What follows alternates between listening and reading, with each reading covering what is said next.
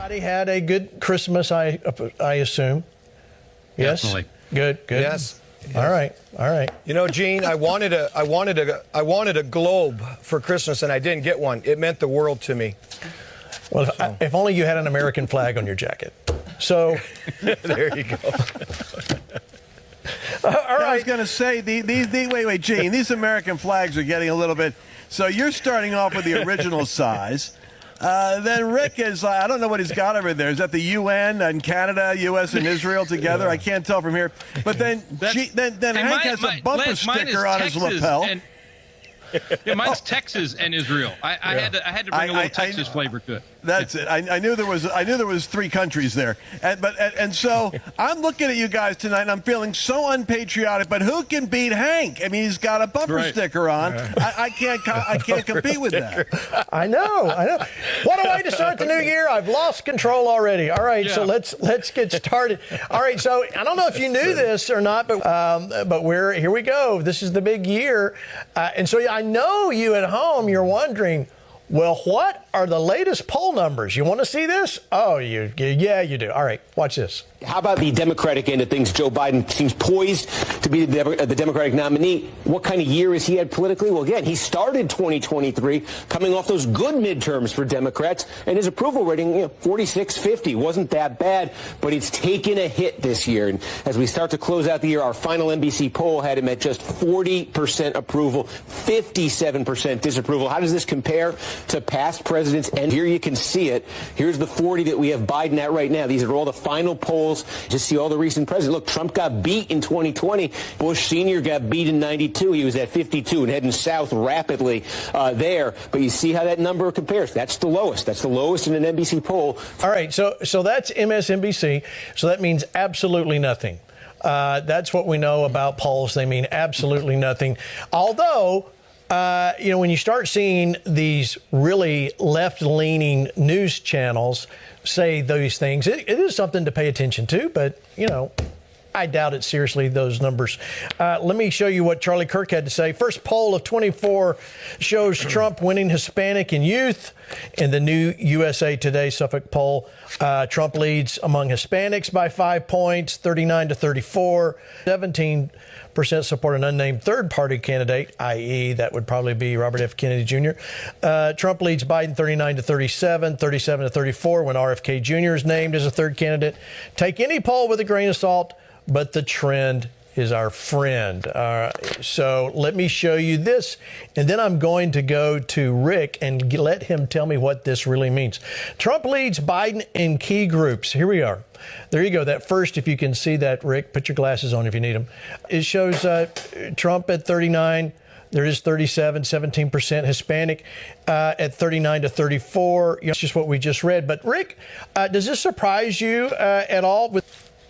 Yeah, that and the youth, right? The top one doesn't surprise me at all, but the other two, that's a really good sign for folks to recognize. I mean, the Republican rarely leads either one of those, so this is a really good sign for us. I do have a solution for you, Gene, as far as our initial topic with the buttons and everything. I think we need to get a hold of the Flashpoint wardrobe department, which I know we don't have one, but maybe we'll get a big enough budget and we'll create a Flashpoint wardrobe department, and let's send Lance one of those neck. You just put it around his neck, and then it'll just be a big flag right there, and then you can outdo Hank. Okay, anyway, back to your poll. It's outstanding news. Outstanding news. Because remember, this is in the middle of all the attacks, all the indictments, all of the negative press, all of those things, and yet he's still leading in those two categories that we wouldn't expect a Republican to be leading. So I think that's very good.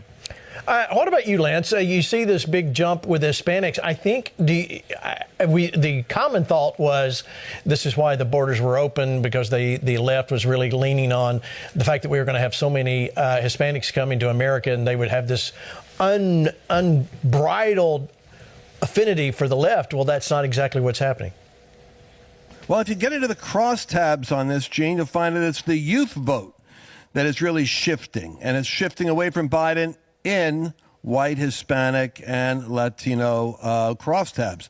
So the youth, because let's face it, Biden can't mask the fact that he really is like, dad at the nursing home. Everybody knows that. So, but the part that is, nothing is going to be easy. You're going to have to pay attention to Flashpoint and shows like this year, folks, because almost all the data that is optimistic for us is Trump against Biden. Now, like some 50%, because the Democrats kind of are baked in one way. People that love Trump aren't moving no matter what you try to do. His numbers only go up when he gets indicted. But if he ends up getting convicted, this is what they're saying now. That surge that he's experienced gets adjusted. Now, here's the worst case scenario. I don't want you to be too optimistic starting the year off. If Trump ends up against Biden without a conviction in these indictments, he sails in. But if he gets convicted in one or two of these cases, the gains get dropped because the media will lie about it and say he's a criminal, and suddenly he loses that advantage. Then if you switch Biden out because we damage him with impeachment stuff, right, then you roll in, it's going to be a whole new ball game with Newsom. So let's strap ourselves in for a wild ride in 24. It is going to be a wild ride. And you're right. I'm glad you brought that up, because those are all elements to this race that will have a part in what happens. But Pastor Hank, as we see this happening, I really want your opinion here. There seems to be this massive shift in the atmosphere, not just at church. I'm just saying there seems to be a shift with Trump coming into this year. Do you sense that? I know Rick is DeSantis, but I want to get your opinion. Yeah. Well, first of all, I think the polls, I don't think they're accurate. I think they're probably a lot lower. And probably what those poll numbers reflect is, machines that are used to, make certain outcomes from that kind of thing. And I think it's also the fake news that's trying to, project a certain image. But I do think something, and I will answer your question here in just a second. I think we have to also watch, to Lance's point, and that is they may try to lower those numbers even more for this fake administration so that they can convince us that they have something more qualified. And so I think we need to be aware. But there is a shift in the air. God prophesied and said that this year, 2024, would be the year of rest. And that's from prophecies back in 2018 and 19, when God said ahead of time that the decade would start off harsh, very harsh, and even prophesied there'd be a plague. Yeah. And then he said we would come into a time of rest. And part of that rest is rest from our enemies. And when God brings rest from our enemies, he brings vengeance against the wicked. And I think we're going to see that play out as part of that shift this year. I do believe that. Let me go back to you, Rick. We've talked about this on and off through last year. You still think we're going to see Biden out of the race before we get to November? Yeah, I almost jumped in after Lance got done. I was going to say, I know Hank hasn't got to talk yet, but his flag pin's big enough that I get to talk twice. I absolutely think Biden will not be the nominee. I still stand by that, and I think that's why I think Lance's comments were so good about the numbers are going to change depending on these things. And I think Hank is right. I mean, listen, this shift is happening. God's doing something special in the country right now. I'm watching people online.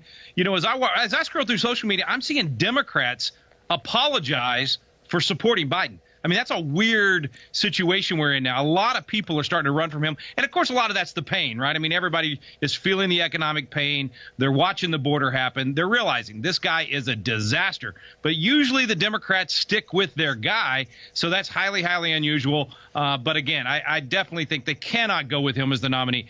I do think, I know we've all said probably Newsom, but we've said this really for about a year and a half now. It could very well be Michelle Obama. And let's not forget the timeline. I know I said this a couple of weeks ago, but just keeping this in everybody's mind, Lyndon Johnson, it was March of 68 before he got out. So we probably got at least another couple of months of them kind of keeping Biden out front, and then at the right time, they're going to move him out of the way and slide in with Newsom or Michelle Obama.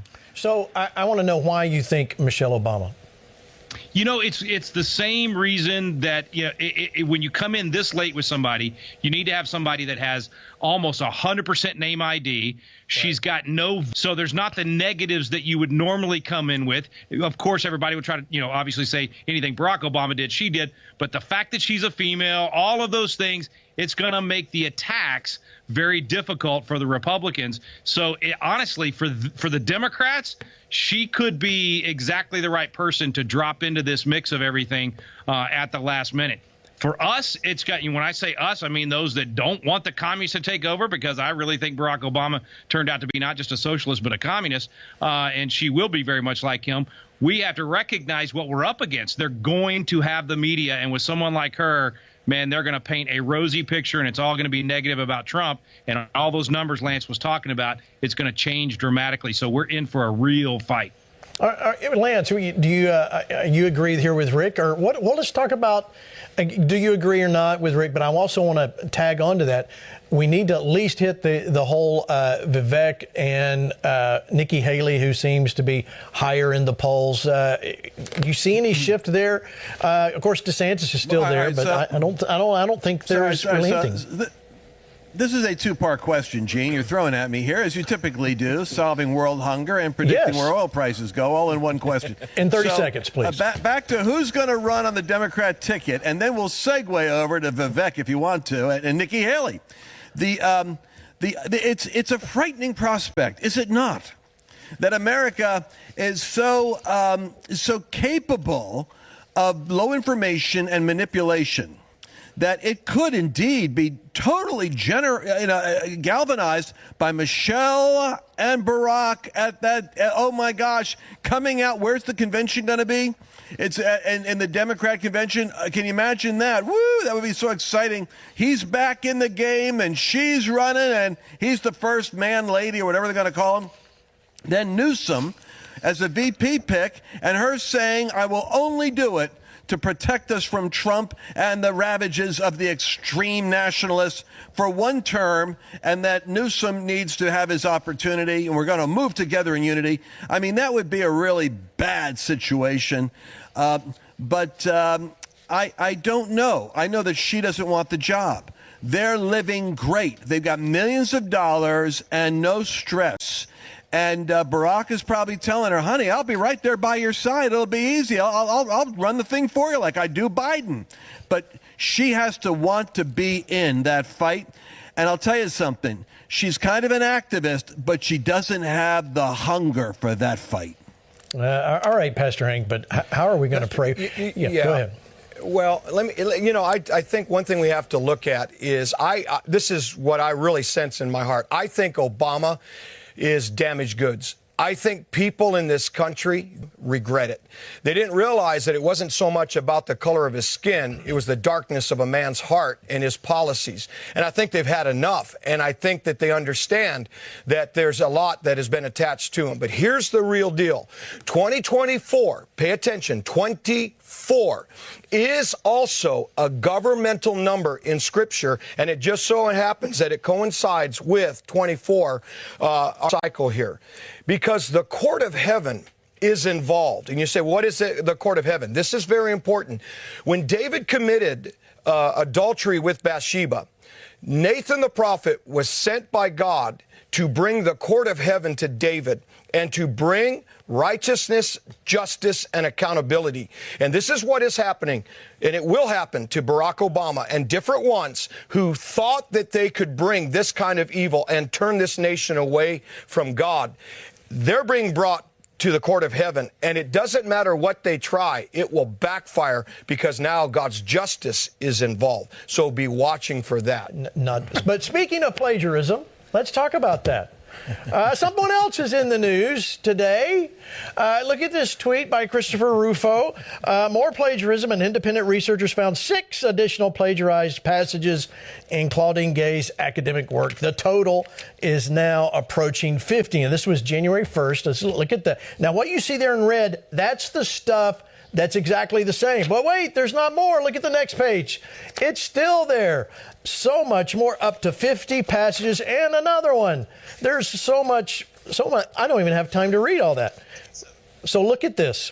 Charlie Cook breaks it. Harvard presidential candidate. Harvard President Claudine Gay has resigned in backlash over response to anti-Semitism on campus and expanding plagiarism scandal. Hers marks the shortest tenure as president in Harvard's history. Now, Pastor Hank, here's what I think. People plagiarize all the time. This backfired on her, and the light started being shown on her, and her deeds were found out. But what this says to me here is that there is a shift, that we want people that are actually going to tell the truth. And I think Harvard actually dealt with so much backlash. We know that this is these guys, they run on money, they run on funds, and this is a besmirchment to Harvard's face forward. What do you think? Well, the Lord said something on our New Year's service when he prophesied, and he said that we've entered into a time of rest. Notice it's the word enter. Just like a race, you still have to run it, but you've entered. So we've entered into rest from our enemies. God's going to rest his case. And he said that it's a year of divine reckoning, and it's also a year of unsealing.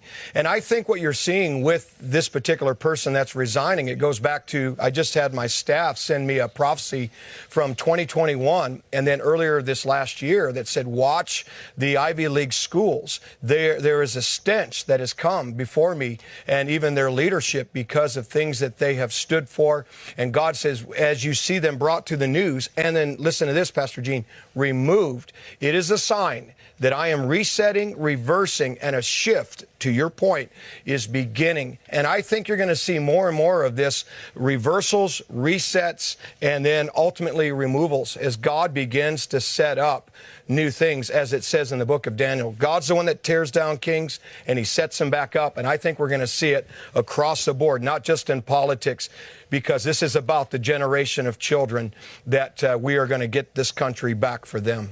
Amen to that. All right, let me show you, Lance, I'm going to give this to you. Liz Wheeler writes, Claudine Gay resigns from Harvard, crushing loss to DEI, wokeism, anti-Semitism, and university elitism. The way to defeat wokeism is to be savage and relentless. If we are, morality will triumph over Marxism. A fabulous start to 2024. Huge props to real Chris Rufo. All right, so Lance, here's the part that I want you to speak to, because what we have here, and people are going, I know my religious friends out there are going to go, oh, we're not supposed to be savage. We're supposed to love everybody. We are going to love everybody, but we're going to be savage in our love. And we're not going to allow these things to take over. Do you see that happening, Lance? I mean, this is, you and I have talked about, and I heard you, I think you were one of the first people I said, we cannot remain on defense. At some point, we have to go on the offense. Absolutely. I mean, remember, it was the Apostle Paul, and when he was being tried, and he was smitten across the face, he said, God will judge you, you whitewashed wall. Do you think to judge me according to the law? Yet contrary to the law, you order me struck. And they said, hey, that's the high priest. And they said, oh, sorry about that. I didn't know. Thou shalt not speak evil of a ruler of thy people. Paul was willing to go there. The same Bible that says turn the other cheek says that an angel of the Lord immediately smote Herod because he gave God not the glory. This is the year to be able to justly balance the mercy of God and the judgment of God, the fear of the Lord and the goodness of God.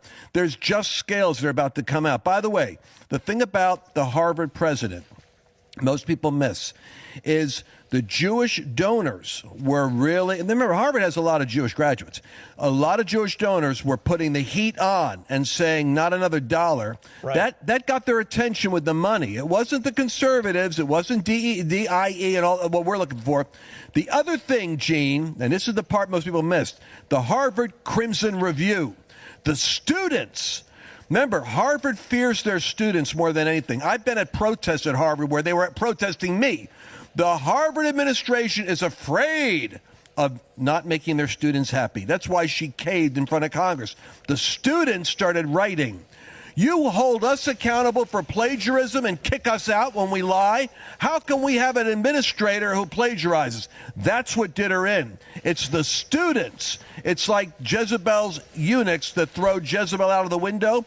The students are the key to the changing on the campus. Rick, what do you think? I mean, it makes sense to me. You think that's really, and why is this so important? Why should we be taking notice? Well, it's huge because it's a repudiation of what the left has been trying to do. I mean, think about what they've been doing. They've been spitting on Martin Luther King Jr.'s dream for decades and decades. So they've been flipping this thing on its head when he said, we should be judged based on the content of our character, not the color of our skin. And so they've been using DEI to choose people based on the color of their skin and their sex organs. That became more important than anything you knew, whether or not you plagiarized. If they had done the opposite, if they'd actually done what MLK said to do, judge people based on the content of their character, are they capable, what's their application, all of that, they could have ended up with, if you didn't care about whether somebody had the right color skin or the right sex organs, they could have still had a wonderful black female president. Carol Swain probably would have ended up being the president of Harvard, and they would have had somebody that was qualified, but they didn't judge them based on that. Because they went only after color of skin and sex organs, they got someone that was an absolute fraud. And so now they're embarrassed, egg on their face, they got all these other problems. Get back to the biblical principles of blind justice and the biblical principles of neither Jew nor Greek, and judge people based on the results and what they actually do instead of on all this leftist stuff, and we can restore the good results in these universities. So this is I think, a shot across the bow to all the other universities. I got my own Texas A&M right here in Texas that's got a president now that's adopting all this DEI stuff. So this poison has spread across the country. A lot of it started there at Harvard. This is a very, very good sign that at Harvard they're finally having to stop this nonsense. Well, not stop it, but this will arrest it a little bit. Well, and it's just not Ivy League, like you said. There's even in Christian colleges, we're hearing and seeing some of this happen. And listen, you may think it's not yours. Do your own investigating, folks. Before you start spending your money to go to some of these people, you need to make sure you're investing in the right type of education. But here's my point, Lance, and this is the last comment here. I'll let you take us out to break here. This is where typically you get your people that are going to be in government. They come from Harvard, they come from Yale. Where's Eric Metaxas? Or you're going to get somebody along that line. This is where this has kind of been the pool from which they pull from.